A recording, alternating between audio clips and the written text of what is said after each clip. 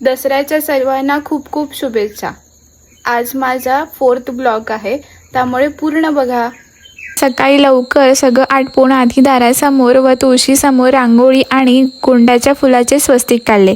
त्यानंतर आंब्याच्या पानाचे तोरण ऑफिससाठी बनवायला बसले। त्यानंतर घरचे सर्व आवरून ऑफिसमध्ये आले। गोमूत्र शिंपडून ऑफिस शुद्ध केले। ऑफिसमध्ये काम नव्हते करायचे, परंतु कस्टमर आधीच आले होते, त्यांच्या मदतीने हार बांधून घेतला। तेवढ्यातच काका बोलले की घरी स्वस्तिक काढले तसे इथे सुद्धा काढ। मग सर्व मशीनची पूजा केली। तेवढ्यातच एक काकी आली, तिला हळदी कुंकू दिले। मग घरी येऊन हत्याराचे पूजन करून काका काकीने भेंड्याचे बलिदान दिले। मग संध्याकाळी आपट्याच्या पानाची काकी आणि मी पूजा केली। स्वामींना घरमालकींना सोने दिले। त्यानंतर माझ्या सर्वस्व असणाऱ्या पप्पांना सोने दिले। सोने एकमेकांना देत आपुलकीची प्रेमाची भावना सगळीकडे बहरत होती।